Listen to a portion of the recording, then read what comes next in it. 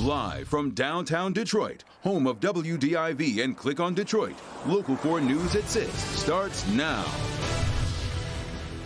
A shocking statistic from a new survey focusing on surgery centers. The qualification more than a third of those surgeons don't have. Plus, a former aide to a top UAW executive enters a guilty plea in a federal courtroom. What this means for the ongoing probe into corruption in the union. But first, shock and awe. Police make a tragic discovery inside a home in Port Huron. A father and a 6-year-old child shot to death.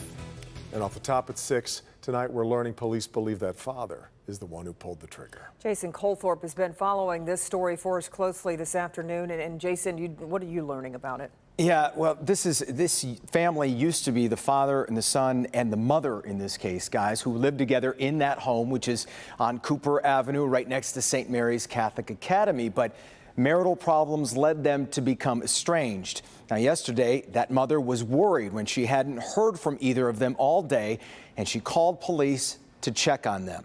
They were not ready for what they found behind that door.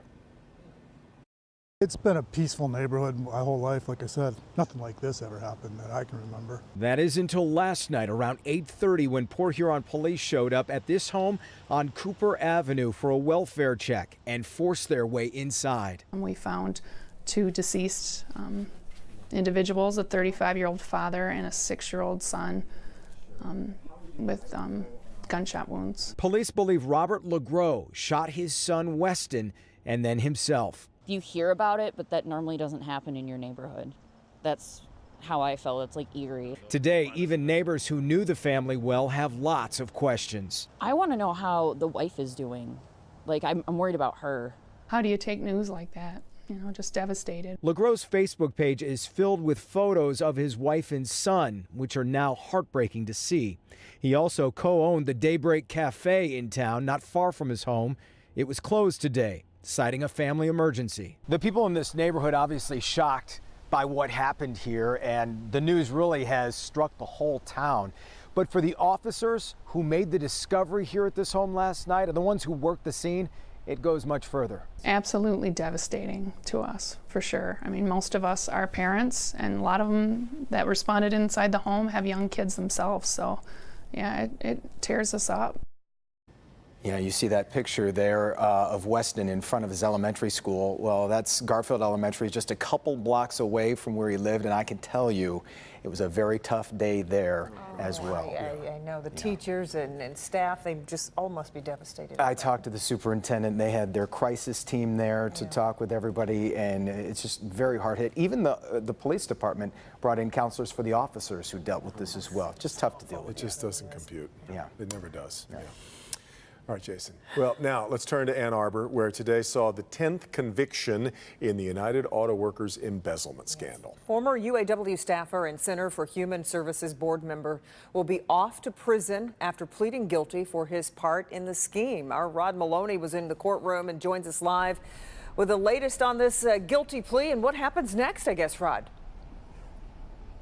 Well, okay, this is the Ann Arbor courthouse right here. For the second time in a month and a half, we've had a UAW official come in here and plead guilty. Had an arraignment, pled guilty in the information. This time it was wire fraud and money laundering. The guy's name is Jeff Peterzik, a high-ranking UAW official, now retired, and he had a message for the rank and file that he now admits he should have been protecting.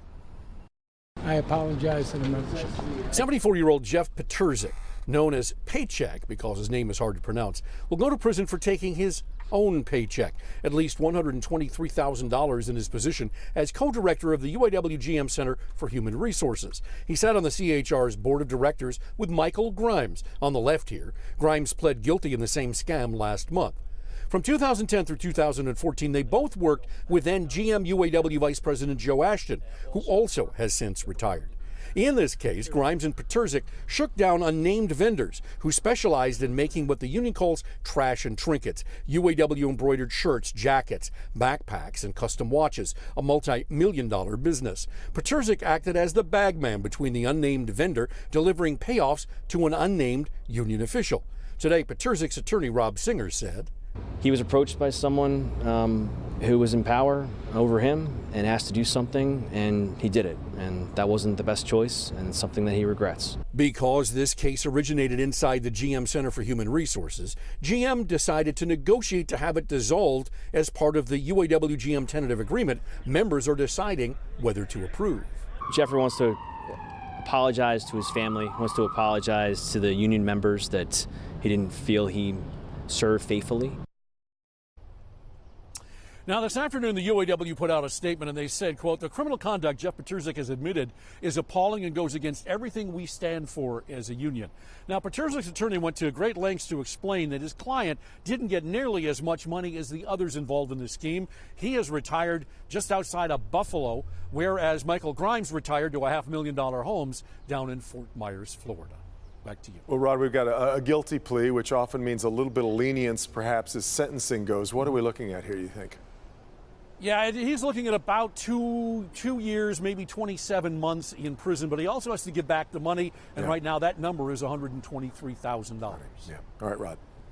Well, meanwhile, signs of uncertainty for General Motors' proposed deal with the UAW tonight. The UAW local chapter in Spring Hill, Tennessee, with more than 3,000 members, turned down the deal today.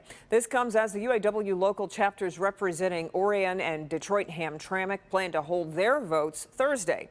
Meanwhile, UAW Local 163 in Romulus plans to hold an education session Thursday and hopefully a vote following that. Across the country, votes are due by Friday. We anticipate an announcement on vote count totals around 4 p.m. on Friday, so stay tuned. All right, now to a Local 4 update on a story we first brought you over the weekend after police say a man killed his mother and stabbed his uncle. 29-year-old Garrett Roberts is accused of strangling his 59-year-old mother on Sunday in Orion Township and then attacking his uncle with a knife. He is charged with murder and assault with intent to commit murder. He'll be arraigned tomorrow morning. Detroit Mayor Mike Duggan defends his staff in the wake of the Inspector General report into his office and the Make Your Date program. Mayor says he's not going to fire anyone. Instead, he's going to order training for Chief of Staff Alexis Wiley and others after orders to delete emails related to Make Your Date. Mayor says his staff made a mistake, but that the report clears everyone involved of wrongdoing. There is no finding that anybody in the city broke any laws. There's no finding that anybody violated any ordinances. There's no finding anybody violated any policies or city rules. Well, that's the Inspector General's report. Didn't find any city rules being broken, but an Attorney General investigation into the city and the Make Your Date Foundation goes on, so we'll stay tuned. Well, let's take a live look outside. A nice, smooth end to your Tuesday, but boy, it has been blustery today. It really has, because what you can't see in that picture is just how windy it is. Let's bring in Ben Bailey. Is it going to be a problem later on, Ben? It may be, Kim and Devin. Usually we see these winds sort of subside as the sun goes down. Everything becomes more calm. That's not going to be the case tonight. We're going to see these gusts still hanging around 30 miles per hour, not only through tonight, but pretty much through much of tomorrow as well. So here's what we're looking at on 4 Live radar. That downtown shot showed that we're dry conditions and maybe a little peak of sun here and there, but there are still showers around, and some of those have some embedded heavier showers within them, but nothing really all that intense as we get through the rest of our drive home tonight. Temperatures are going to slide into the 40s. By midnight, we'll be at 48. Of course, windy conditions throughout the night. But the real story may be tomorrow morning. We're expecting a lot of spots in the 30s. Wait till you see the wind chills tomorrow morning. That's your 4-zone forecast in a few minutes, guys. In West Bloomfield today, hundreds of cancer survivors and the dedicated doctors who helped them through their fight against cancer gathered for Game On Cancer. But there were some special guests in attendance to help honor the survivors and their doctors. Kim DeGiulio has a story from the Henry Ford Health Center. Here at Henry Ford Health System in West Bloomfield, Game On Cancer is giving back to the physicians who have changed the lives of their patients through their care and their willingness to give back as well. Really, I found myself asking, where do they find you? Because this whole place is full of loving, caring people that really make the patient's journey a lot easier. It's more than a job for them. It's more than a job, absolutely.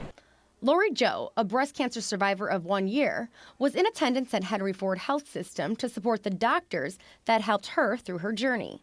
We have 12 physicians that were nominated this year through Game on Cancer as our MVPs. With the help of cancer survivors like Lori Jo, those 12 physicians have raised more than $75,000 for Game on Cancer, which helps alleviate the financial burden that hits a patient and their family after they are diagnosed with cancer. As soon as you get a diagnosis, you're getting billed for the biopsy and the mammograms, and all that stuff comes in, not covered by your deductibles.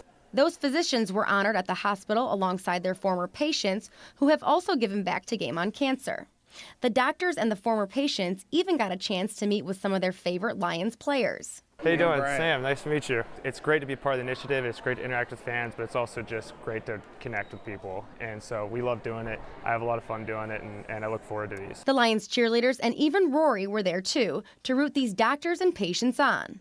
We watch you win or lose. We're a fan. I love it. Thank you so much. You're welcome. You're welcome. We're going to start winning here. Win or lose on the field, the Lions are doing their part to beat cancer.